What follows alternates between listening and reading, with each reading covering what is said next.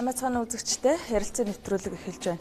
Бямба гарагийн өглөө бүр бид зочдорж студид ярилцдаг. Тэгэхээр өнөөдрийн зочтой эхлээд танилцуулъя.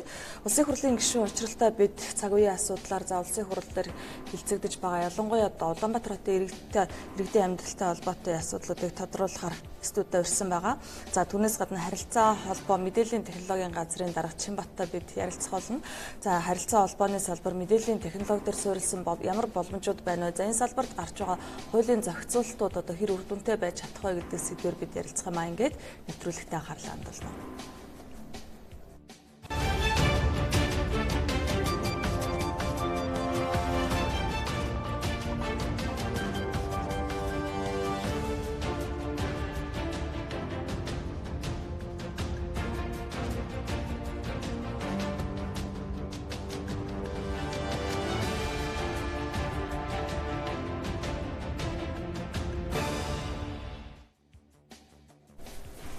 За ингээд эхний зочин маань студид ярилцахад бэлэн болсон байна. Улсын хурлын гишүүн учрал танд өдрийн мэнд хүргэе. Баярлалаа. Хүрэлцэн ирсэн баярлалаа. Их хурлын чуулган завсарласан байна. Ялангуяа одоо Улаанбаатар хотоос сонгогдсон гишүүдийн хувьд бол тойрог дээр ажиллаж байгаа бах тийм ээ. Тэр хотын амьдралыг одоо ингээд улсын хурлын гишүүд яг газар дээр нь очиод ажиллахаар анх одоо их хурлын гишүүн болохоос өмнө төсөөлжсээс ер нь хэр байд юм бэ? Одоо та жишээлбэл 2 жил болчихлоо шүү дээ. Улаанбаатар хотын асуудлыг бол өмнө нь бас иргэнийхээ хуваар бас мэдэж одоо энэ асуудлыг шийдэх шаардлагатай гэж бас хөндлөнгөөс харж бас шүүмжилж бас шийдэх арга замуудыг ярьж байсан. Өнөөдөр одоо бас улсын хурл сонгогдоод одоо хууль санаачлах, хууль одоо боловсруулах, баталгад оролцох одоо эрх бүхий субъект болсноос хойш хоёр бол бас тодорхой хэмжээний ялгаа бий. Одоо бол дан шүүмжихээс илүү их одоо шийдэл рүү явах ийм одоо хариуцлагатай бас албааг ашиж байна. Тийм учраас бол яг улсын хурлын гишүүнийхээ хуваар энэ одоо Улаанбаатар хотын асуудлуудыг бас хууль тогтоомжуудыг нь бас нийгмөр шийдэх уялдаа холбоог нь сайжруулахад нэлээд анхаарч ажиллая гэсэн бодолтой байдаг. Гэхдээ энд бол бас иргэд оршин сууж байгаа гэдэг утгаараа бол иргэдийн үгийг сонсох нь бол маш их чухал. Ялангуяа би бол бас Улаанбаатар хотын аслагдсан дүүрэг мөн одоо бас механик шилжилт өдөр их тусам өсөж байдаг. Одоо сонгоо хайрхан дүүрэг гэж одоо олон асуудал бэрхшээлтэй дүүргээ сонгогдсон. Тэгэхээр энэ дүүргийн хувьд бол бас 2016 оны улсын хурлын сонгуульд бас амласан амлалтууд бий. Тэгээ энэ эдгээр асуудлуудыг шийдвэрлэхэд төлөө ажиллаж байна. За хот дээр хамгийн гол зохицуултуудад нийслэл эрх зүйн тухай хууль багш байна л да. Яг одоо улсын хурал дээр хилцэгдэж байгаа тийм ээ. Энэ дээр таны хувьд байр суурь ямар байна вэ? Зүгээр яг иргэн үнийн хувьд анзаарахад хот дээр нэлээд зоримог шийдлүүдийг аваасаа улс төрөөс одоо айхгүйгээр зоригтой шийдлүүдийг гаргаасаа гэсэн ийм хүлээлт бол хүмүүст байдаг. Тэгэхээр яг ийм шийдэл гаргаж чадах нь уу? Тийм өөрчлөлтөд орох нь гэдэг хүлээлт байна уу? Тэгээ 1994 онд л анх одоо нийслэл эрх зүйн байдлын тухай хууль батлагдсан гарсан. Тэр үед өнөөдөр Улаанбаатар хотыг харьцуулахад бол тэнгэр газар шиг шүү дээ. 94 онд ч бараг 500 гаруй мянган хүн амтай хот маань өнөөдөр одоо 1.3 сая гараа авчлаа. Одоо машин гихтэл одоо 400 мянга гаруй тоонд хүрсэн. Тэр үед ч одоо бараг 30 мянга орчим байсан юм уу да тий. Ингээд аваад үцхээр бол өнөөдрийн нөхцөл байдал 94 оны хууль энэ харилцааг зохицуулна гэж угаасаа байхгүй маа. Нийслэл эрх зүйн байдлын хууль дээр өмнө нь бас багцаар нь оруулж ирээгээд өмнөх одоо бас улсын хурлын үед орж ирж исэн байлээ. Гэхдээ энэ хууль бол бас одоо улс төрийн нөхцөл байдлаас шалтгаалаад батлагдаж чадаагүй. Тэр ер нь манай улс төрийн нам эвслүүд бол яг нийслэлийн асуудал дээр, үндсэн хуулийнхаа асуудал дээр гэдэг юм уу, томох асуудлууд дээр бол улс төрчлөлтөө хойш тавиад бас иргэдийнхаа нийтлэг эрх ашигыг хангах энэ хуулийг батлан гаргах нь зүй зохистой юм. Нэг талаасаа бол нэг улс төрийн нам одоо бас одоо дандаа засаглаад байна гэж байхгүй шүү дээ. Тэгэхээр зөвхөн өөрсдөө зориулсан өнөөдөр байгаа нөхцөл байдлаа тохирсон зохицуултыг дэмжихээс илүүтэйгээр яг ийм хуулийг бол боддоор дэмжих ёстой. Өнөөдөр нийслэл эрх зүйн байдлын тухай хууль дээр бол миний бол гол харж байгаа зүйл бол энэ хууль батлагдсан гарснараа төвлөрлийг бууруулах ёстой. Төвлөрлийг бууруулахад бол дагуул хотын статус анх удаа энэ хуульд орж ирж байна. Тэгэхээр үндсэн хуулийн асуудал бас яригдж байгаа энэ цаг үед засаг захиргааны нутаг дэвсгэрийн нэгжийн асуудлыг үндсэн хуулиндаа бол бас тодорхой тусгаж өгөх, хот тосгоны эрх зүйн байдлыг бий болгох ажлуудыг бол бас энэ үндсэн хуулинд тусгахаар ярилцаж байна. Тэгэхээр яг энэ цаг үед бол нийслэл эрх зүйн байдлын хуулийг батлан гаргах нь хамгийн зохистой юм аа. Ялангуяа дагуул хотуудыг бий болгохын тулд зүгээр дагуул хоттой байна гэж заах юм бол дагуул хотын амьдрах уу гэдэг асуудал гарна. Тэр үүн тодорхой эдийн засгийн хөшүүрүүдийг энэ хуулиар хийж өгч байгаа. Тэгээд жишээ нь одоо нийслэл эрх зүйн байдлын хуулийн дээр дагуул хотод амьдарч байгаа одоо иргэдийн одоо татварыг 50% хөнгөлөх. За мөн одоо түүнд барилга байгууламж барих юм бол үйл хөдлөлийн татвараас нь чөлөөлөх. За мөн аж ахуй нэгж байгууллагуудын бас татварыг тодорхой хэмжээнд хөнгөлөх. За одоо мэдлэг шингэсэн технологи явуулж байгаа, өндөр технологи бүтээж байгаа, үйлдвэрлэл эрхэлж байгаа аж ахуй нэгжүүдийг дэмжих.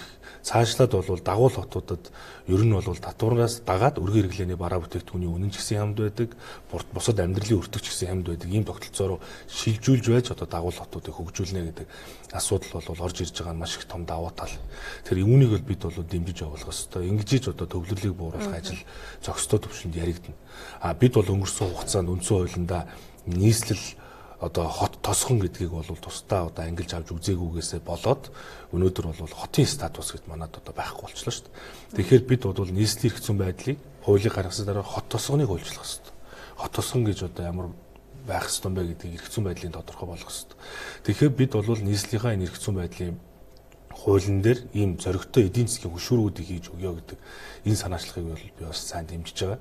За би бас нийслэл сонгогдсон иргэнийхээ хуваар яг одоо жишээ нь сонгон хайрхан дүүрэгт бол бас татвар мөнгийг төвлөрүүлэх асуудал дээр за аж ахуй нэгж байгууллага нь одоо дүүргийнхээ хэмжээнд одоо бас татвар мөнгө төвлөрүүлдэг, эргээ тэрийг захиран зарцуулдаг ийм хэмжээнд нэгсэнд бол бие даасан өөрөө бие даан одоо хөгжих болцоотой болохгүй бол нийслэл гэдэг статусаар яваад байхаар одоо энэ 300 одоо 15 20 мянга хүрж байгаа энэ дүүрэгчин жишээ дүүргийн статустай буюу яг одоо нэг одоо сумын статусын хэмжээнд ажиллах юм бол цаашдаа энэ асуудлууд ерөөсөй шийдэгдэхгүй л дээ. Тэгэхээр нийслэлийн эрх зүйн байдлын тухай хууль бол одоо энэ эрх чуулганаар хилцэн энэ хуулийг. Тэгээ энэ хуулийн одоо талаар бол хилцүүлгүүд бол нэлээд өрнөж байгаа. Улсын хурлаар бол бас хилцэх хэсгийг нь одоо энэ чуулганаар дэмжиж, ер нь бол энэ чуулганаар энэ хуулийг батлан гаргах шаардлагатай гэдэг би ийм байр суурьтай байгаа. Гэхдээ энэ хуулийн дээр заавал ийм тодорхой эдийн засгийн хөшүүрүүд хийх ёстой. Ялангуяа одоо сая бас одоо агаарын бохирдолтой холбоотой хөрсний бохирдолтой холбоотой, усны бохирдолтой холбоотой асуудлыг Улаанбаатар хотын нэн тулгымцсан асуудлуудыг эхний одоо 3 байранд л ирмэлнэ шүү дээ. Тэгэхээр жишээ нь агаарын бохирдлыг бууруулахад зарцуулагдж байгаа, эсвэл одоо агаарын бохирдлыг бууруулахад санаачилсан агаар цэвэршүүлэгч гэдэг юм уу, ийм бүтээгдэхүүн үйлдвэрлэж байгаа, технологи бүтээж байгаа аж ахуй нэгж байгууллагуудыг нөгөө түүхийд нь оруулж ирэхэд гайл энэ татвараас нь чөлөөлөх асуудлыг хүртэл энэ хууль нэгэ тусгаж өгч байгаа. Тэгээс агаарын бохирдлыг бууруулахад хэн одоо санаачлагтай ажиллаж байна? Хэн эх орондоо одоо технологийн агуулмж гэсэн бүтээгдэхүүн үйлдвэрлэж байна? Тэгээд цаашаа экспорт руу чиглэсэн бүтээгдэхүүн үйлдвэрлэхэд нэмэн үрдэх нь Монголд үлдсэн тохиолдолд бол бид нар гайл нөөтөөс нь эсвэл татвараас нь хөнгөлөж явахад бол буруу гэх зүйл ерөөсөй байхгүй шүү дээ. Нэгэсэндээ бол бид нийслэлдээ бол хэрэгцээтэй тэр агаарын бохирдол, усны бохирдол, хөрсний бохирдлыг бууруулахад технологи бүтээж байгаа байгууллагууд, компани аж ахуй нэгжүүдийг бүрэн дэмжиж байж л одоо энэ хууль бас амьдрал дээр биелэл болох нь болно. Мөн дээрээс нь нийслэл дээр бол иргэдийн эрх үүргийг тодорхой болгож өгөх ёстой. Эрх үүргийг. Тэгэхээр бид өнөөдөр нийслэлийн иргэд өөрсдөө эрхээ эдэлж үүргээ хүлээдэг болох ёстой. Эрхээ эдэлж үүргээ хүлээхийг хариуцлах гэж ойлгодог болохоос зөвхөн эрхээ эдлэх асуудлыг бас ярьж бид нар болохгүй л дээ. Тэгэхээр иргэдийн хамтын ажиллагаанаас шалтгаалж энэ нийслэлийн одоо хөгжлийн асуудал яригдана. Тэгэхээр эрхээ эдэлж үүргээ хүлээх, хариуцлага хүлээх. За цаашлаад бол нийслэл эрх зүйн байдлын хуулиндаа бол бид зоригтойхон шиг тэр одоо бүсийн нэмэгдлийн асуудлыг ч гэсэн хуульчлаад өгч гэсэн. Хотын татварын асуудлыг ч гэсэн хуульчлах хэрэгтэй гэсэн би байр суурьтай байна. Улаанбаатар хотын төвд амьдарч бол татвараа төлөх ёстой. Ингэж байж бид нэр захын дүүргүүдийг дагуул хотуудыг хөгжүүлнэ. Ингээд ер нь бол хотын төвд амьдарч байгаа нь илүү татвар төлдөг ийм нөхцөл байдал руу цааш зоригтойхон шиг алхмаа хийгээд шийдсэн зүг бахаа л гэсэн бодолтой байна. Дагуул хот дээр бол бас нэлээд янз бүрийн одоо юу байна л та. Саналууд байна л та. Жишээлбэл одоо алслагдсан дүүргүүдийг дагуул хот маягаар хөгжүүлэх үү, за аль эсвэл шинээр дагуул хот бий болгох уу, за ер нь гэдэг дээр гарцыг юу гэж хардаг вэ? Дагуул хотууд бол одоо захын дүүргүүд бол дагуул хот байж болно. Бусад дагуул хотуудыг дагуул бас одоо хөгжүүлж болно. Гэхдээ дагуул хот гэдэг бол хүн ам нь оршин сууж байгаа одоо жишээ нь сонгон хайрхан дүүрэг, Баян зүрх дүүрэг гэхэд 310 мянган хүн оршин сууж байна. Тэнд аж ахуй нэгж байгууллагууд нь иргэд оршин сууж байна. Үүнийг дагуул хотын статустай болчих юм бол эрх зүйн байдал нь улам дээрдэл гэсэн үг шүү дээ. Ер нь бол шинэ хот байгуулаад дагуул хот байгуулах асуудал дээр хүн яаж аваачих уу, дэд үтсээ яаж шийдвүгээ том асуудлууд их яригдана. Тэгэхээр үүнийг одоо хөгжүүлэхийн тулд бол дагуул хотуудыг яг одоо Малайзийн жишгээр, одоо Солонгосын жишгээр, одоо Казахстан шиг ер нь бол бид нэр онцлогоор нь хөгжүүлэх ёстой. Жишээ нь одоо технологийн дагуул хот ч гэдэг юм уу, эсвэл одоо хүнсний дагуул хот ч гэдэг юм уу, тий, боловсролын дагуул хот ч гэдэг юм уу. Ер нь бол дагуул хотыг хөгжүүлнэ гэдэг бол хүн байгаа газар дагуул хот бий болно. Хүн байгаа газар бол хөгжлийг бий болгож болно шүү дээ. Хүн байна гэдэг чинь бизнес харилцаа явагдана, нийгмийн харилцаа явагдана, түүнийгээ дагаад аж ахуй нэгжүүд үйл ажиллагаа явуулна. Тэгэхээр бид нар өнөөдөр 300 мянган хүн оршин сууж байгаа хоёр дүүргийг дагуул хот болгоод статусыг нэмэгдүүлээд өгчих юм бол нөгөө татвар мөнөөсөө чөлөөлөгдөх, хөнгөлтөө эдэлдэг. Тэгээд нөө сонгой хайрхан баян зүрхэд амьдрах сонирхол нь бас илүүтэй нэмэгдэх ийм хандлага бол бий болох нь дамжиггүй шүү дээ. Татвараа хөнгөлөөд эхлэхээр нөгөө өргөн бараа бүтээгдэхүүнийх нь үнэн хүртэл багасаад ирэхэд чинь хүний таатай орчин бий болно шүү дээ. Өнөөдөр жишээ нь энэ хотын асуудал бол хүн их оршин суух тусмаа, хот хөгжих тусмаа энэ төвлөрөл бий болдог нь дамжиггүй асуудал. Хот одоо хөгжих тусмаа, улс хөгжих тусмаа утаатай болдог. Агаарын бохирдол нэмэгддэг, хөрсний бохирдол нэмэгддэг. Энд чинь манай зөвхөн бий болоод байгаа үйл явдал ерөөсөө биш шүү дээ, тий. Тэр хүн байгаа газар хөгжил байна. Тэгээ хөгжил байгаа газар утаанч байна шүү дээ. Тэгэхээр хүн байгаа газрыг асуудлыг бол зохицуулах бүрэн боломж байгаа. Тасаа ярианда бас дурдлаа. Бүсийн нэмэгдэл өрн одоо хотод амьдарч байгаа хүний бас нэг үүрэг тийм ээ. За татвар төлдөг, арай илүү өндөр татвар төлдөг нь энэ өөрөө энэ Улаанбаатарт хэр олон хүн оршин сууж амьдрах вэ гэдэг тийм гол зохицол төвшөрөг болдог гэдэг. Яг энэ дэр зөрөгтэй тийм шийдвэр гаргах зүйл заалт одоо нийслэл эрх зүйн баримт бичигт орж ирж байна уу? Тусгуул ер нь яаж тусгуул дээр вэ? Яг бүсийн нэмэгдлийн асуудал шууд бол хуульчлаагүй байгаа төсөл дээр бол. Гэхдээ энэ дээр бол их хурлын гишүүдээс бол бас энэ шууд нэмэгдлийн асуудлыг хуульчилж өгөх нь зүйтэй л гэж үзэж байгаа. Тэгээ би бодож байгаа юм л да зүгээр 2020 оны сонгуулийг ухтаад за одоо ард түмэн юу гэж харах бол тэгээ одоо өнөөдөр 20 онд очиход яга хотын татварыг нэмчүүд төвийн бүсийн татварыг гэдэг байдлаар хандахтаа биш бид урт хугацаанд нийслэл хоттой эрүүл сарвал амьдрах хэрэгтэй юм л да. Тэр утгаараа өмнө дөр их хурлын гишүүд тэр улс төрөө төр хоош тавиад зориг гаргаад үр хөвгтийнхээ төлөө нэг ирээдүйнхээ төлөө энийг хийчих хэрэгтэй юм байна. Бид бол Улаанбаатар хотоос иргэдийг гаргана гэдэг асуудлыг ярьж болохгүй шүү дээ. Тэгэхээр бид бол яг хэвээр үйл зүгээр л энэ бүсийнхаа Улаанбаатар хотынхаа бүсийнхаа нэмэгдлийг шууд хуульчлаад өгөх бололцоод. Тэгэхээр улсын хурал дээр орж ирээд хэлэлц хэсгийн дэмжсэний дараа бол яг одоо ажлын хэсэг дээр энэ тодорхой асуудлуудыг бол санал гаргаад дэмжүүлэхийн төлөө бол ажиллана гэсэн их хурлын гишүүд бол бий. Тэгээд ерөөсөө одоо ингэж шүү дээ. Үнэхээр л баян зүрх дүүрэгт өргөн хэрэглээний бараа бүтээгдэхүүний үн хямд байна. Тэнд бизнес жижиг дундны бизнес эрхлээ. Эсвэл одоо нэг жижиг бичил бизнес эрхлэлээ гэхэд татвар нь бага байна гэх юм бол хүмүүс тийшээ л очиж амьдрна. Энэ бол амжиггүй асуудал шүү дээ. За Улаанбаатар хотын иргэн хүний үүрэг гэдэг дээр та яг юу хэлэх вэ? За жишээлбэл одоо сонгой архын дүүрэгт иргэн хүнийхээ үүргийг биелүүлэхгүй байвал одоо ямар арга хэмжээ авах тийм зохицуултууд ороосоо гэж та бодож байна. Маш их агаарын бохирдолтой бүс тийм үү? За тэнд хүмүүс магадгүй одоо түүхийн нүүрсээс илүү утаа гаргадаг зүйл шатааж төлж байж бас магадгүй. Одоо төр өөрөө нэг зүйл дээр нэлээд одоо тодорхой бодлоготой байх хэрэгтэй гэж би үздэг. Өнөөдөр Скандинавийн орнуудад бол жишээ нь төр өөр халамжийн бодлогыг хангалтаасаа хэрэгжүүлээд төр өөр иргэдийг халамжилж чаддаг учраас эргээд тэр хүмүүсээс үүрэг хүлээхийг шаарддаг. Та нар татвараа төл. Тэ энэ үүргээ биелүүлэхгүй бол ийм одоо шийтгэл ногдуулна гэдэг юм уу. Энэ чинь өөрөө тодорхой байгаа байхгүй юу? Төр халамжилж байгаа учраас эргээд үүргээ нэхэж болно шүү дээ. Тэр Монголын төр өөрөө иргэддээ ямар үйлчлэгээ үзүүлж байгаа гэдгээс шалтгаалж өөрөө иргэд ч гэсэн иргэд үүрэг хүлээх асуудал яригдана. Нэгсэндээ бол төрж иргэнж эрхээ эдэлж үүргээ хүлээх шаардлага бол үүсч эхэлж байгаа байхгүй. Тэгэхээр бид өнөөдөр нөхцөл байдал бий болоогүй тохиолдолд одоо та нар нүүрс төлсөн бол одоо тий энийг хориглоно эсвэл одоо та нар нүүрс төлөх юм бол ийм хариуцлага ногдуулна гэх юм бол энэ бол байж болохгүй үзэгдэл, байж болохгүй ч асуудал. Би бол энийг бүрэн дэмждэг. Яагаад вэ гэвэл бид энэ асуудлыг төр өөрөө зохицуулж чадаагүй байж ич өнөөдөр иргэдийн энэ асуудлыг ориг тавьж чадахгүй. Би бол сонгой харган дүүргийнхаа иргэдийг бол бүрэн одоо ойлгодог, мэдэрдэг. Өнөөдөр утааны асуудлыг ярьж, агаарын бохирдлын асуудлыг ярьж, нүүрсээ төлнө. Нүүрсээ төлөхгүй байх нөхцөл байдлыг бүрэн бүрдүүлсний дараа харин төр хариуцлага яриа гэж.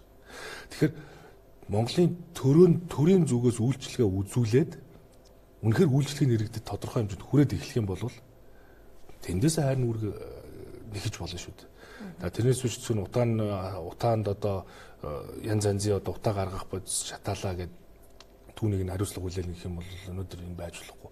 Иргэдийг хөлдөөд өгөхөө гэдэгт яг адилхан асуудал шүү дээ.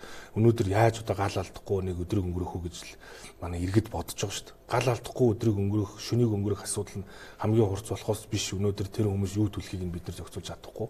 Хэрвээ өмнөхөр шийдэж байгаа бол тэрийг орон сууцны асуудлаараа эсвэл одоо тэр дахин төлөвлөлтийнхаа асуудлаараа эсвэл одоо тэр гэр оролтоо нойлдол одоо яаж амьдрах тэр нөхцөл болцоог бүрдүүлээд дид үтсэн шийдсэний дараа тэр хүмүүсийг та нар одоо тэр нүүрсээ төлөхгүй шүү гिचг асуудлыг шаардлага тавьж болно шүү дээ. Тэгэхээр би бол өнөөдөр үнэхээр энэ боломжийг бүрдүүлсээр дараа үүргүүдээ ярих хэрэгтэй гэж бодож байгаа. Зүгээр өнөөдөр нийслэлийн иргэний одоо хүлээх үүрэг бол одоо жишээ нь Солонгосын одоо нөгөө нийслэлийн их зүүн баримт бичгүүдээр дээр харж байхад бол нөгөө хотын соёлын асуудлыг тусгаж өгсөн байдаг юм байл л дээ.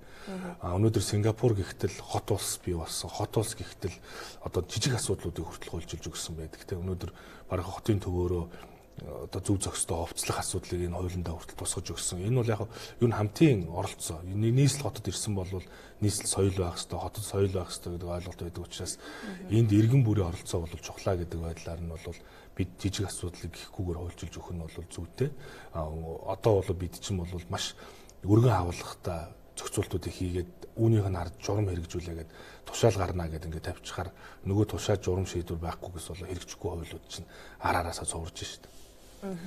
Агаарын бохирдлыг бууруулахаар бас ажлын хэсэг гишүүд бас нэлээд газар дээр нь ажиллаж байгаа одоо харагдсан тийм ээ. Тэгэхээр таны хувьд бас тэр биш 5 гишүүн за бас бусад гишүүд гэр хороолт ажиллаж байсан.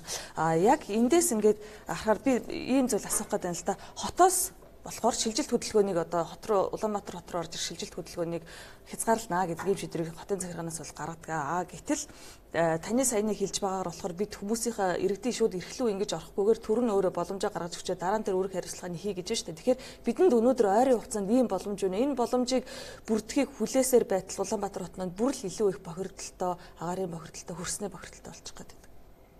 Тэгэхээр ямар нэгэн тийм зөрөгтэй хатуу шийдвэр заавал байж бид нэр одоо ойрын одоо эрсдлээсээ гарах ёстой биш үү?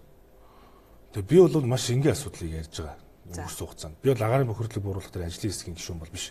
Гэхдээ би бол Улаанбаатар хотын утаан дундаас яг энэ сонгоо хайрхан дүүргийн утаатай бүсээ сонгогдсон их хурлын гишүүний хувьд би ажлын хэсэгт орсон ороогүй энэ асуудлыг би өдөр тутам мэдэрч байгаа. Энэ асуудлыг би өөрөө өдөр тутам олж харж амьдарч байгаа. Тэгэхээр нөхцөл байдалтай зөндөө олон танилцсан.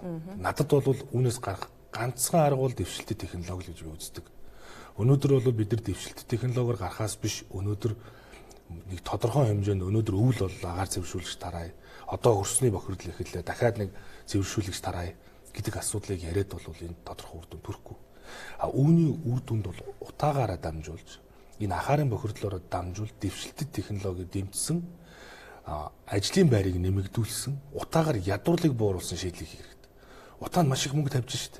Үеийн засгийн газар. Энэ жил бас нэмэгдүүлсэн. Нийслэл хот нэмэгдүүлсэн. Бүгдээрээ гэр хорооллын барилгажуулна, дахин төлөвлөн бүгдээрээ л ийм том газартай штэ. Эдгээр чинь бүгдээрээ тодорхой төсвөн мөнгө нэмэгдэж л байгаа. Энэ чинь нэн тулгымцаа асуудал учраас нэмэгдүүлэхээс арга байхгүй. Үүгээр дамжуулж яагаад утааг бууруулах нэрийдлэр, утааг бууруулах шийдлэрээ бид ажлын байрыг нэмэгдүүлж болохгүй юм бэ гэдэг би асуудлыг ярих гэдэг. Өнөөдөр улсын төсөвт суусан хөрөнгө оруулалтаар татвар төлөгчдийн мөнгийг ирээн рүү хэдий болтол зөөх вэ? Ирээн рүү. Тэгээд нэгсэндээ худалдаа авах ажиллагаа бол зүгээр л ирээн рүү л хийгдэж штэ. Яг үнэндээ бол.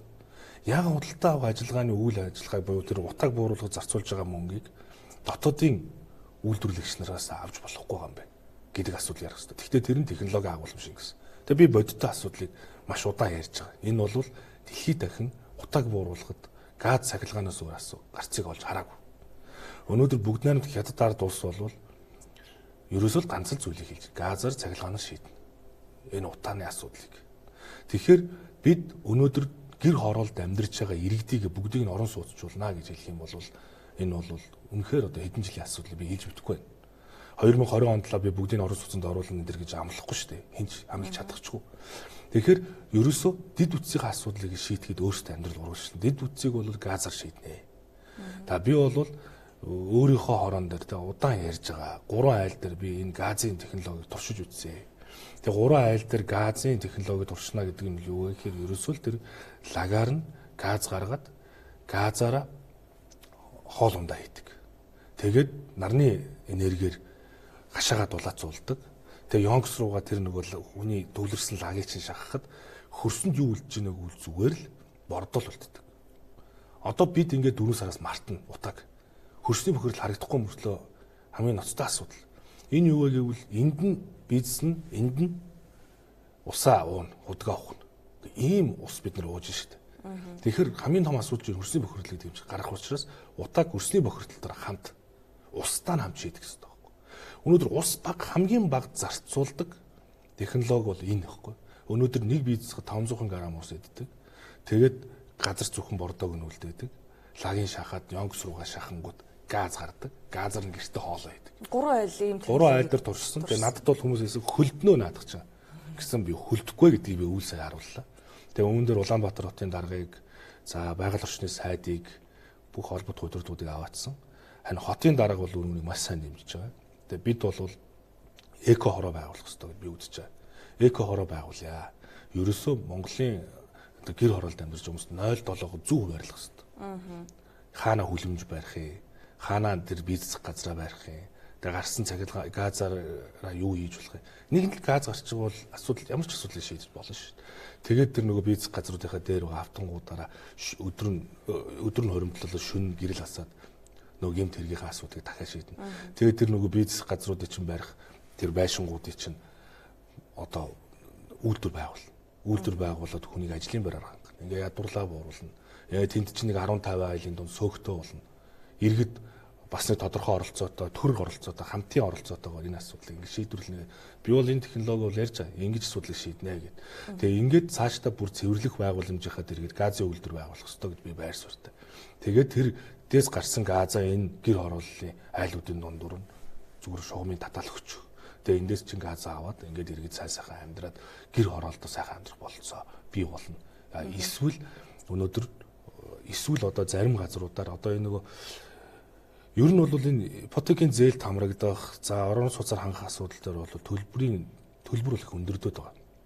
Метр квадратын үн маш өндөр байгаа шүү дээ. Үүнийг шийдэх арга зам бол одоо Солонгост байдаг. Энд чинь ерөөсөн нөгөө уулын бил зүгээр ингээд нөгөө манхан маягаар ингээд байшингуу барьчиж байгаа байхгүй. Тэгээ дундаа зогсоолтой. Дундаа одоо тэр хүүхдийн тоглоомын талбайда, дундаа бохирийнхаа асуудлыг шийдсэн. Дундаа нэг жижиг цэвэрлэх байгууламжтай 200 айл тутамд ийм хороолууд байгуулж энэ уулуудаа дагуулад гэр хороолоо барьж болно шүү дээ. Одоо энэ телевизийн хажуудлын зурагтын энд тэгээ уулаа дагуулах явхад 12 хашаан дээр 200 айлын байшин бариад 36 квадратад өнөөдөр бараг 800 мянган төгрөгийн квадратыг нь төр даад ингээд иргэдэд оруулж ч юм уу ийм дэвшилтэд технологиг л хайж иж бид утаанаас сална. Үүгээр дамжуулж ажлын байр ядуурлыг бууруулна гэдэг л би бол ийм зарчимтай. Гэхдээ энэ туршаа явж 4 сарын 1-ээс ахуулаад би иргэдтэйгээ хамтарч тодорхой нэг 100 хашааны хэмжээнд ч гэсэн бас Улаанбаатар хотын удирдлагуудтайгаа хамтраад нэг юм эко хороо хийгээд яг энэ хороог л ингэж болчлоо. Одоо та бүхэн яаж шийдэх вэ? Одоо тэр Монгол базалтын тэр хүний явган зам мам тэр энэ бүх шийдлийг энийг бид нар ашиглах л ёстой шүү дээ. Тэгэл ингээл ингэж хүн амьдарч болно гэдгийг үзүүлээд тэгээд сайн жишгээ аваад тэгээд нутагшуулах ажлаа зохион байгуулах хэрэгтэй.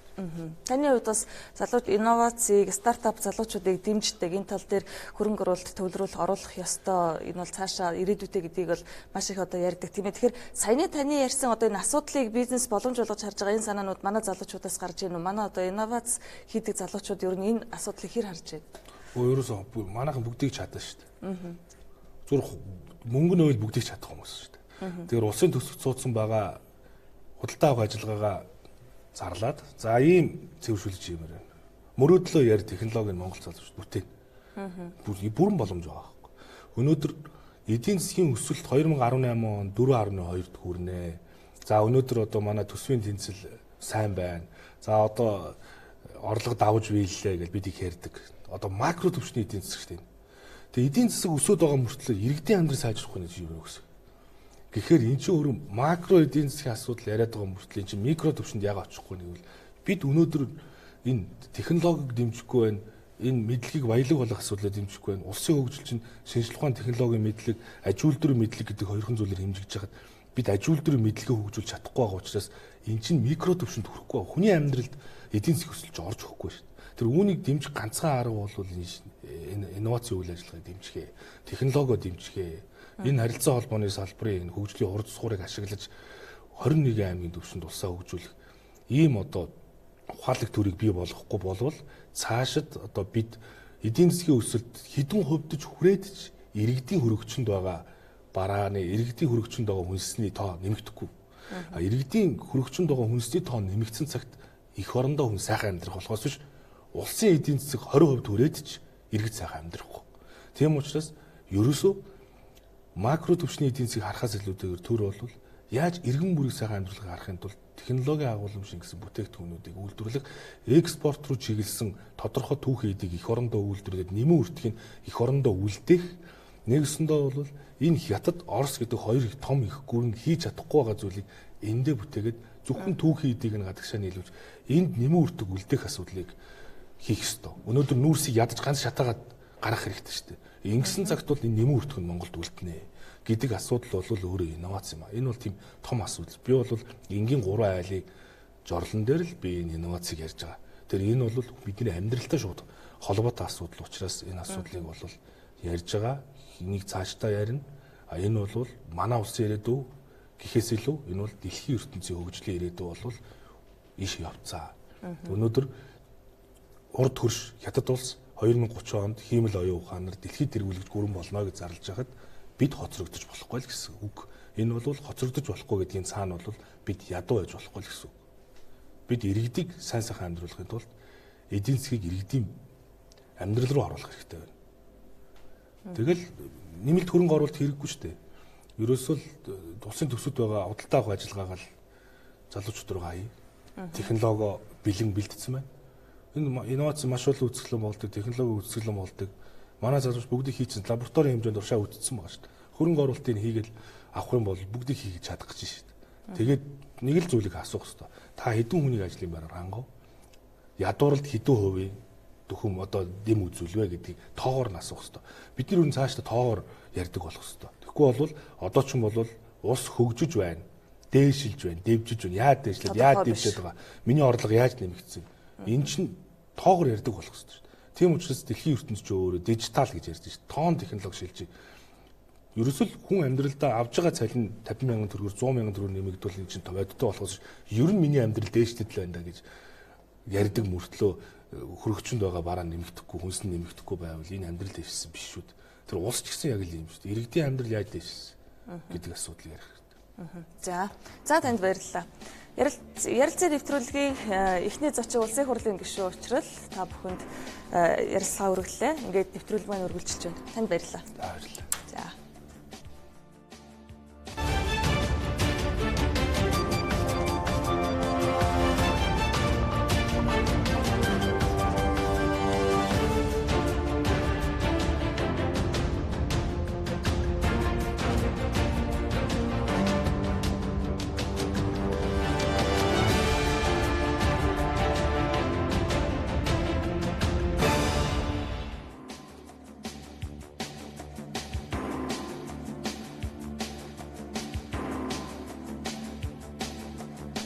За харилцаа нэвтрүүлэг үргэлжилж байна. Манай дараагийн зочин бол харилцаа холбоо мэдээллийн технологийн газрын дарга Чинбат студид хүрэлцэн ирсэн байна. Танд өдрийн мэнд хүргэе.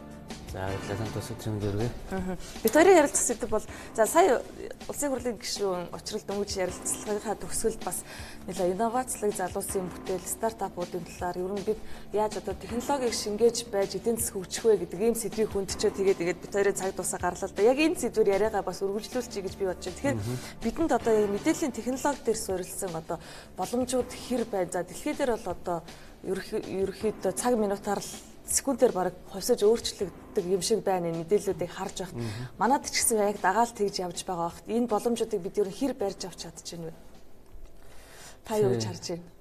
Тэгээ сая учрал гишүүний ярилцлагыг би бас хэсэг сонсоод суулаа л да. Тэгээд яг ийм боломж олцоод мэдээж бол байгаа.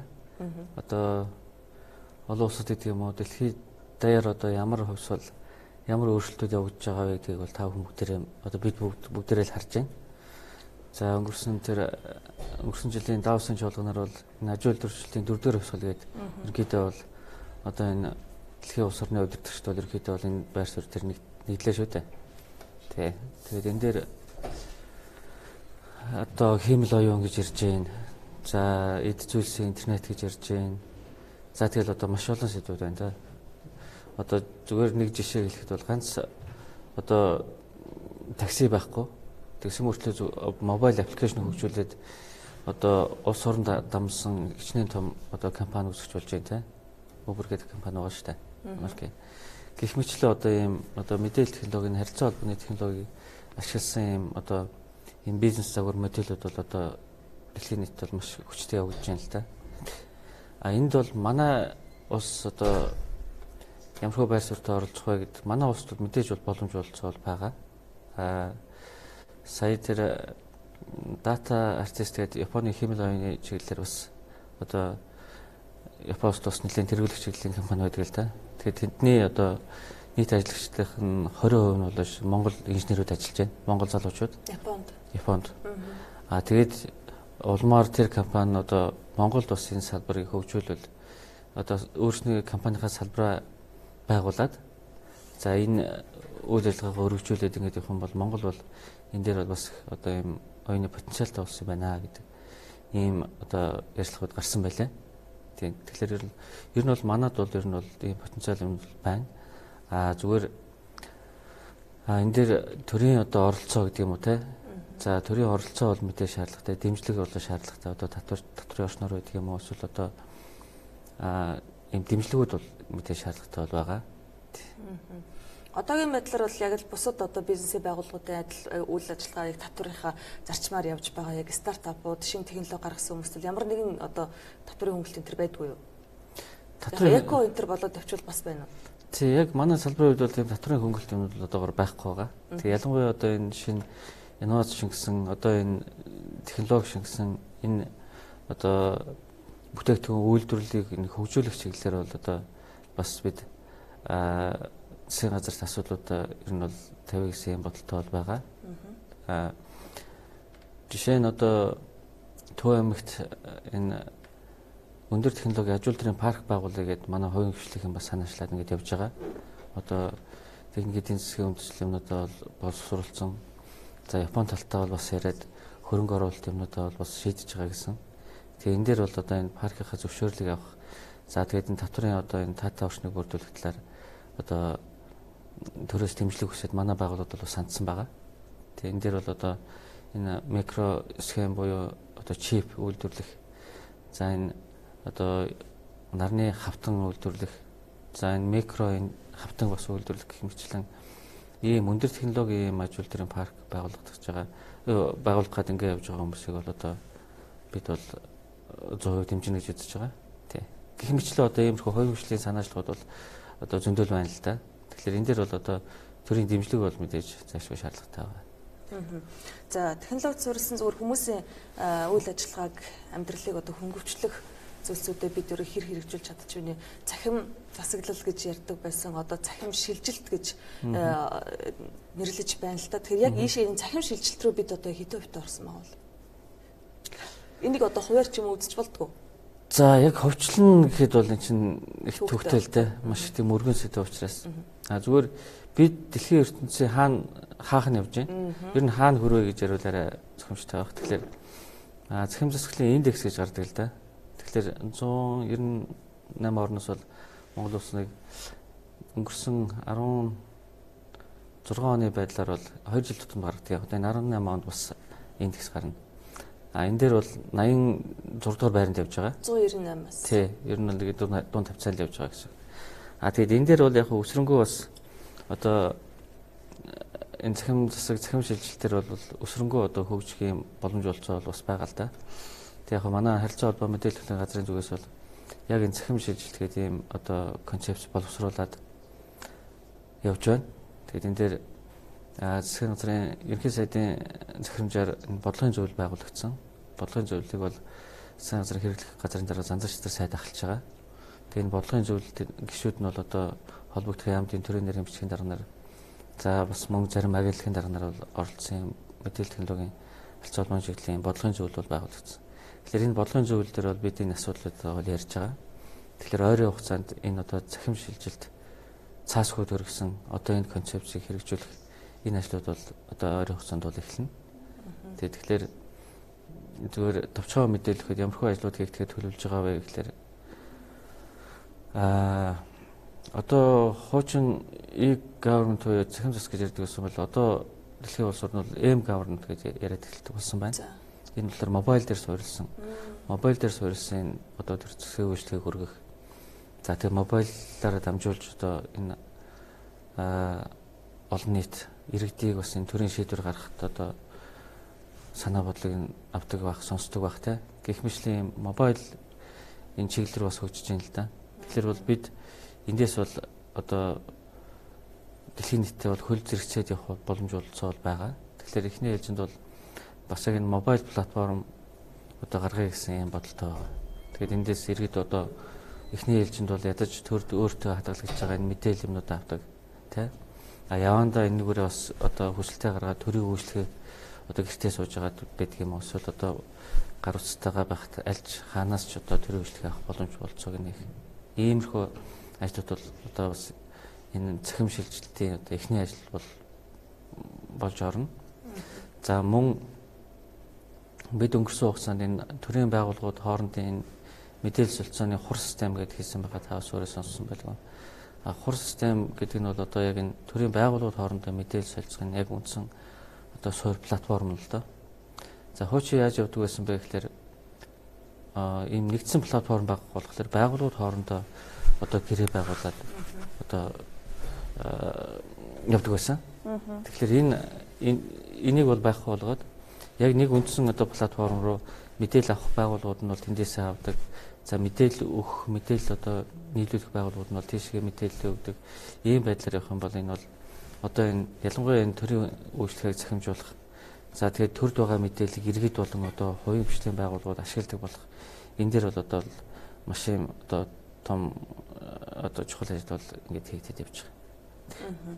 Үндсэндээ одоо хүмүүс бол гар утсаараа дамжуулаад бүхэл одоо төрийн үйл ажиллагаанд оролцож болно гэсэн үг шүү дээ тийм ээ. Өөрийнхөө одоо хувийн төртэй харилцаанд орж болно гэсэн үг. Болно гэсэн үг. Тийм энэ бол одоо нэг шин бас биш л дээ. Одоо шинэ манай хувийн хөгжлийн хүн бол одоо шинэ банк санхүүгийн байгууллагууд бол маш сайн ашиглаж байна шүү дээ. Мобайл банкад гараад ирсэн байна.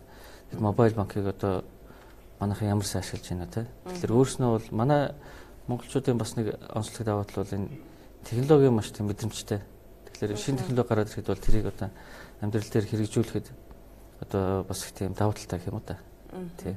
Зүгээр хоёрдугаарт бас яг энэ төрийн захим засгийн бас нэг үндсэн гол юм нь болохоор энэ иргэнээ таних асуудал байгаа. Тэгэхээр иргэнээ ер нь бол захим засгийн нэг юм суур 3-4 асуудал байгаа юм л да. Нэгдүгээр иргэнээ таньдаг байх хэрэгтэй. За тэгээд хоёрдугаарт нь бол мэдээлэлээ бол энэ захим орчинд одоо солилцдог байх хэрэгтэй. За тэгээд одоо төлбөр тооцоогоо захимаар хийдэг байх хэрэгтэй. За тэгээд дөрөвдүгээрт нь бол одоо үйлчлэгийг одоо шуудангийн байгууллагаар дамжуулаад юм уу те. Заавал өөрөө очихгүй гэртээ авдаг байх. Ер нь бол нэг юм үндсэн 3-4 асуудал байгаа юм л да. Тэгэхээр энэний одоо тэр иргэнийгээ таних асуудал гэдэг бол энэ 2008 оны засгийн газрын нөгөө бүртгэлийн төгөлдрөшлгээд нэг том одоо засгийн газрын нэг том бодлого болж явсан. Тэгэхээр энэ бүртгэлийн төгөлдрөшлийн хүрээнд бол энэ одоо иргэнийгээ таних асуудлыг бол Монгол улс бол за ер нь бол 100% бол шийдэж чадсан. Тэгэхээр одоо Монгол улс шиг одоо юу гэдгийг иргэн бүрээ одоо шинжилсэн бүртгэлд хамруулад ингээд хурууныхээ буюу бие өгөгдөл төр суурилсан биометрик өгөгдөл төр суурилсан юм мэдээлэлээр баталгаажуулаад ингэж бүртгэсэн улс орн бол ер нь бол дэлхийд ингээд тоолох юм бол гарын 10 хороонд бараг багтахаар. Тэгэхээр нэгдүгээр иргэнээ бол бид бүртгэлийн төгөлдрөшл гэдэг энэ том зорилгонд бол иргэнээ таньж чаддаг болсон, мэддэг болсон. За тэр түрүүний ярьдаг тэр одоо мэдээлэл солилцоо гэж ярьж байгаа. Тэгэхээр мэдээлэл солилцоог бол бид сая өнгөрсөн хугацаанд бол 16 оноос эхлээд манай үндэсний дата төвийн залуучууд маань энэ хур системийн хөгжүүлэлтэн дээр бол өөрснөө суугаад өөрснөө энэ системийг гаргаж ирсэн. Тэгэхээр Эстони яг энэ ийм загвар байдаг л да X-Road гэдэг. Тэгэхээр Эстони бол энэ X-Road-ийг хөгжүүлж тэгээд X-Road-ийн платформ дээр суурилж одоо энэ захин эдийн засаг нь бол одоо дэлхийн тэргүүлэгч улсуудын нэг болоод явж байгаа. Тэгэхээр бид бол өнгөрсөн хугацаанд энэ Эстони e-government захим засаглалын актем гэж байдаг. Тэгээд актемийнхандаа бас уулзаж ярилцаад актемийнхандаа бас хамтран ажиллах санамжч байгуулсан. Тэгээд Эстониос бол одоо бас тэр одоо яг захим засаглалын чиглэлээр Эстон дээр хэрэгжсэн тэр төслүүдтэй танилцаад тэндээс бас одоо олон улсын сайн жишгийг одоо Монголд нутагшуулъя гэдэг. Тэгээд одоо энэ хур систем бол одоо нэлээд амжилттай хөгжүүлэлтэнд хийгдээд явж байна. Тэгээд нэг бол одоо гадны одоо ямар нэгэн байгууллага компаниар бол хийлгээгүй. Манай үндэсний датад байв залуучууд өөрсний хүчээр одоо нэг явж. Шилдэг програм шалгарч ирсэн тийм. Өнгөрсөн оны экспогоор бол тийм мэдээлэл технологийн шилдгээр бол шалгарч ирсэн юм тэгтгүн байгаа. За энэ бүхэн маань интернет дээр суурилж явах тусаа. Тэгэхээр манай одоо яг интернетийн дэд бүтц маань ер нь хэр хүртээмжтэй байд юм болоо. Энэ тал дээр та нэг тодорхой мэдээлэл өгөөч. Тий яг уу манай салбарын хувьд харахад бол ингээд дэд бүтцийн хувьд бол харьцангуй бол бас одоо олон улсын жишгтэй ойролцоо ижил төвшөнд бол яваад байгаа. Энэ бол одоо манай салбарын нөгөө либералчлал бас одоо үр дүн гэж манай салбарынхан ярьдаг л да. Тэгээ энэ дээр бол одоо ялангуяа манай энэ өрн операторууд байна те. Өрн операторууд байна. За энэ одоо ISP компаниуд байна. Яг одоогийн байдлаар Монгол улсын 336 сумаас нийт 302 сум нь бол шилэн кабелийн сүлжээнд холбогдсон байна. Тэгээ энэ жил бол одоо 4 сум дахиж нэмж холбогдно. Тэгээд 20 он гэгт бол ямар ч байсан бүх сумдыг шилэн кабелийн сүлжээнд холбоё гэж. Тэгэхээр шилэн кабелийн сүлжээнд холбогдсноор энэ сумдууд дээр болохоор яг таны сайн хэлсэн тэр интернет, за энэ харилцаа холбооны дэд үтс энэ үйлчлэгээ бол одоо Улаанбаатар хотын иргэдтэй ижил төвшөнд авах юм боломж олцсон бүрдэж байгаа юм л та. 16 онд одоо Unitel компанийн бол энэ шилэн кабель орсон 200 энэ 300 сум дээр бүх сум дээр нь бол одоо 4G интернет сүлжээг оруулсан байгаа. За Mobicom, Skytel гэдэг энэ компаниуд маань ч гэсэн бас ингээд өртөөнийхөө зарчмаар одоо ингээд өртөөд ингээд бас 4G сүлжээ бол ороод нэвтрээд явж байгаа. Тэгэхээр бол дэд бүтц одоо интернетийн хувьд бол харьцангуй бол хүртээмж нь олон улсын жишгт бол хөрсөн явж байгаа гэж үзэж байгаа. Зөвхөн яг энэ дэд үтцээр суурилсан одоо тэр контентын урсгал, дэд үтцээр суурилсан одоо яг энэ захим одоо үйлчлэгээ те энэ тал дээр бол учир дутагдaltaй байгаа байдал бол мэдээж бол байгаа. За интернетийн одоо хурд хүртээмж нэмэгдэхийн хэрээр уламжлалт бизнес уламжлалт байгууллагуудын хувьд бол бас шинэ сорилттой тулгарч байна л да. За жишээлбэл одоо телевиз манай салбар бол бас яг адилхан бусад байгууллагатай адилхан. Тэгэхээр би энэ дээр үндэслээд юуг асуух гэж байна гэвэл бас өргөн нэвтрүүлгийн хууль гэж байдаг. Энэ хуулийг шинжилгээр өргөн барьсан. Яг энэ хуулийн хүрээнд одоо шинэ хандлагуудаа уялдуулсан зохицуултууд яаж жишээлбэл орж ирж байна. Өргөн нэвтрүүлгийн одоо телевизүүд интернет давамгаалсан энэ үед одоо яаж ажиллах вэ? Тэ ер нь бол нөгөө төрөний л яг сэдвэл дээ. Нөгөө дэлхийд даяар бол одоо тоон шилжилт гэж юм явуулж байна. Тэгэхээр энэ тоон шилжилт гэдэг бол салбар болгонд одоо баг одоо айл өрх болгонд одоо өөр шинжилтийг авчирч байна л да. Тэгээ энэний нэг тод жишээ нь бол одоо таны сая гэлдэг энэ хэл мэдээллийн салбарт одоо бас яг энэ тоон шилжилт юмнууд бол бас явагдаж байна. Тэгээд яг өргөн нэвтрүүлгийн тухай хууль гэж бол үүн байгаагүй. Тэгээд 16 онд 16-ны 12 сард их хурл өргөн барьсан. Тэгэхээр засгийн газар дээрх ажлын хэсэг нь би өөрөө ахлаад ажиллаж байсан.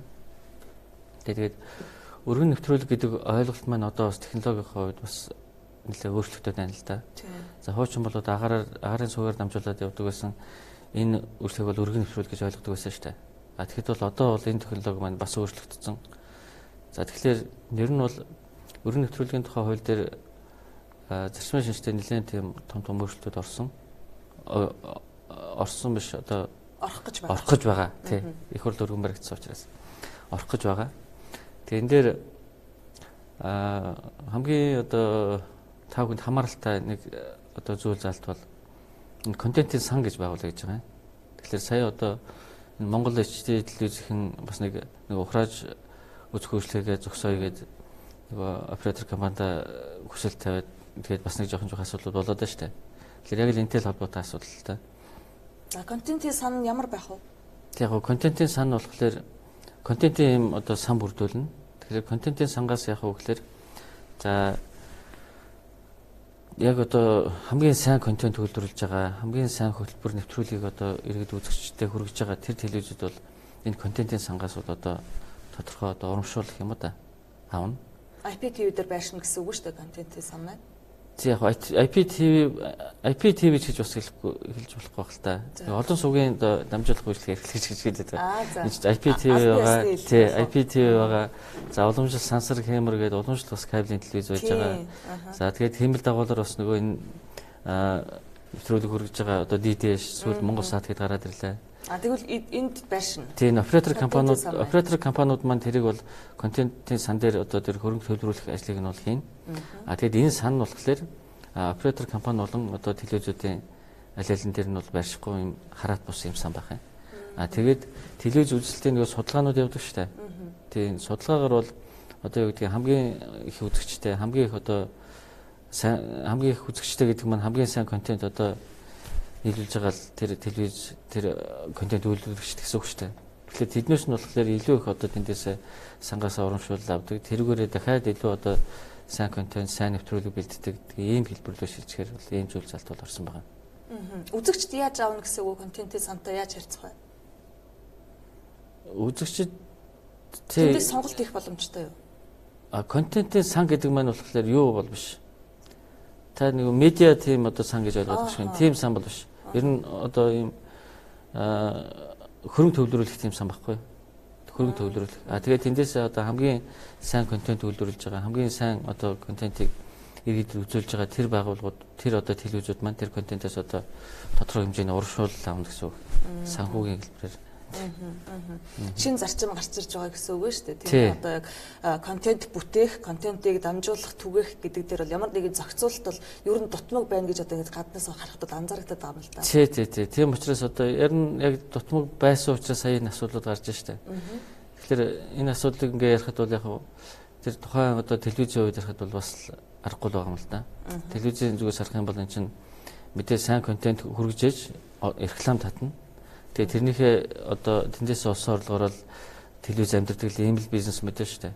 Тэгэхэд нөгөө ухрааж үздэг үйлчлэгээ гэхлээр нөгөө иргэд маань үзэгчд маань болохоор нөгөө рекламыг одоо гүйлгээд үздэг ч юм уу те.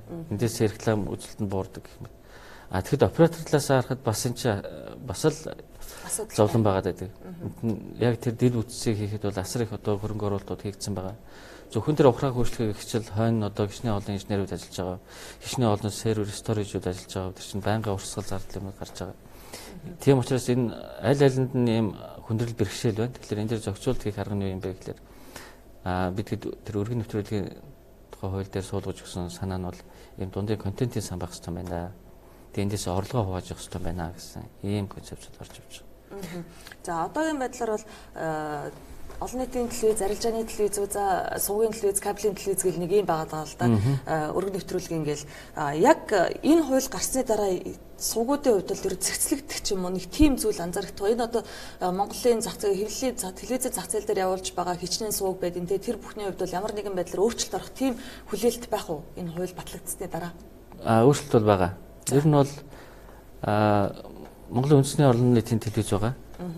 Энэ бол одоо тустай хуультай, тустай статустай юм байгууллага. За бусад сувгууд бол ерөнхийдөө бол арилжааны телевиз гэсэн юм том алгаан дээр орж байгаа.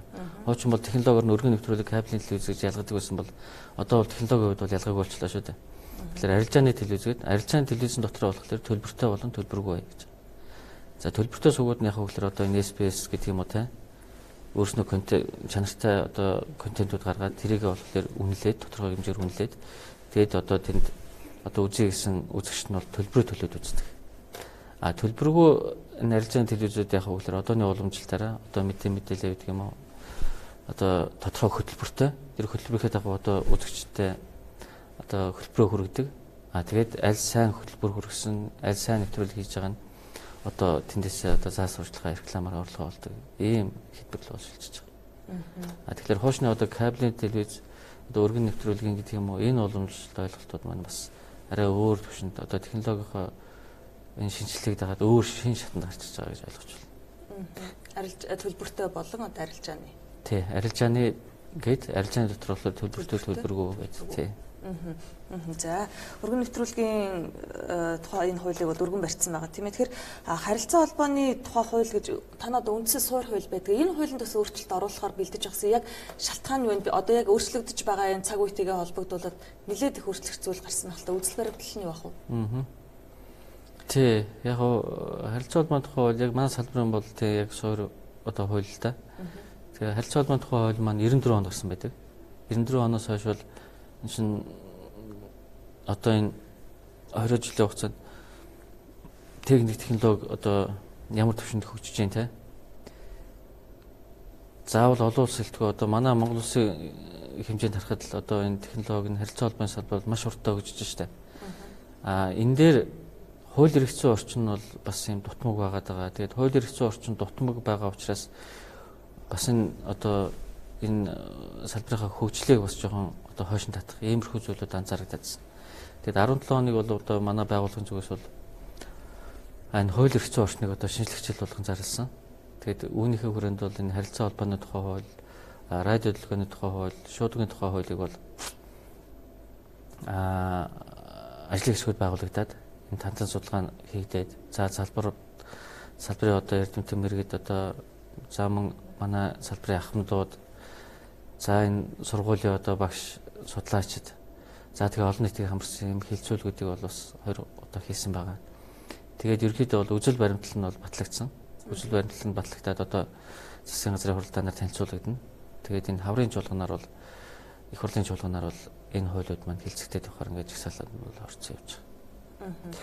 За битүүрийн ярилцлага бол нэлээд их одоо өгдөл одоо мэдээлэл тоон шилжилт гэж явлаа л да. Тэгэхээр энэ бүхний нөгөө талд мэдээллийн аюулгүй байдлаа бид юу хэр хангаж чаддсан болоо за хувь хүний нууц ч юм уу тийм ээ гэдэг асуудал байнга хөндөгдөж нөгөө талд нь хамт явж байдаг. Энийг одоо за жишээлбэл олон улстай харьцуулбал манайх одоо хаана нэмэ? За олон улстай харьцуулахад бол бас л одоо жон сул төвшөнд явж байгаа. Тэгэхээр мэдээллийн аюулгүй байдал гэдгийг бол бас нэг ойлголтыг нь бол зөв өгөх хэрэгтэй гэж бодож байгаа. За мэдээллийн аюулгүй байдал гэдгийг бол хүмүүс юу гэж ойлгоод байна гэхээр ерөөсөө мэдээлэлээ нууцлах хэрэгтэй, хамгаалах хэрэгтэй гэж ойлгоод байна. Тэгэхээр мэдээллийн аюулгүй байдал гэдэг нь яг энэ олон улсын нэршил нь болохоор цаанаа суурь үндсэн 3 зүйлийг агуулж яддаг л да. Тэгэхээр тэр нь болохоор одоо мэдээлэл нь тэр үнэн зөв бодиттой байх хэрэгтэй. За тэгээд тэр нь хүртээмжтэй байх хэрэгтэй. Тэгээд нууцлагдсан одоо хамгаалагдсан байх хэрэгтэй гэсэн ийм үндсэн суурь 3 зарчим байдаг. Тэгэхээр эхний энэ 2 асуудлыг нь арай бага яриад нөгөө нууцлал гэдэг тал руу бас илүү хэтэрээд их шиг анзаардаг юм би бас. Үнэн бодиттой хүртээмжтэй нууцлал. Тийм бодиттой үнэн байх хэрэгтэй, хүртээмжтэй байх хэрэгтэй. Тэгээд одоо нууцлал аюулгүй нь хаагдсан байх хэрэгтэй гэдэг. Тэгээд энэ дээр бол яг бид бас энэ мэдээллийн аюулгүйлийн тухай хууль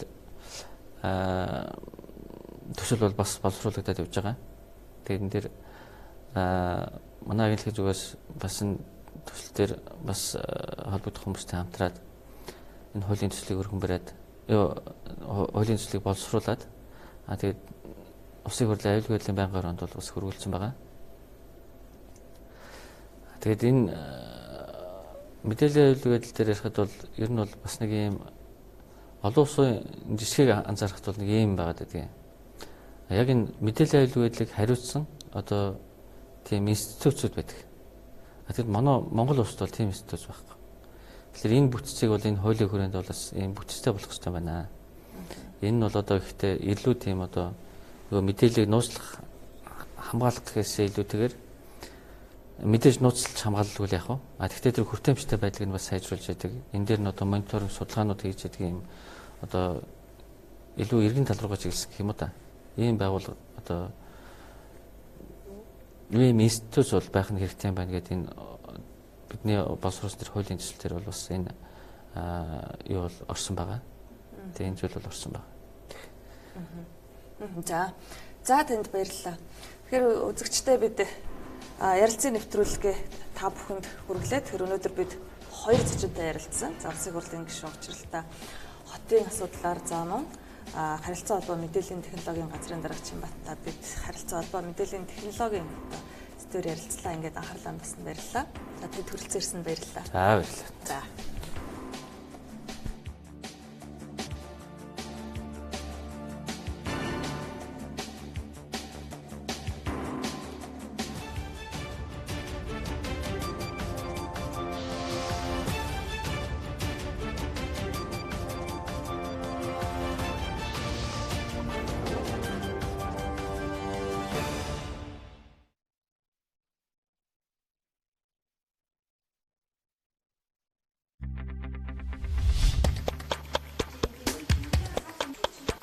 ийм мэдрэл хэрэгтэй байна. Энэ цагийг ашиглах ёстой, бусдад алдаж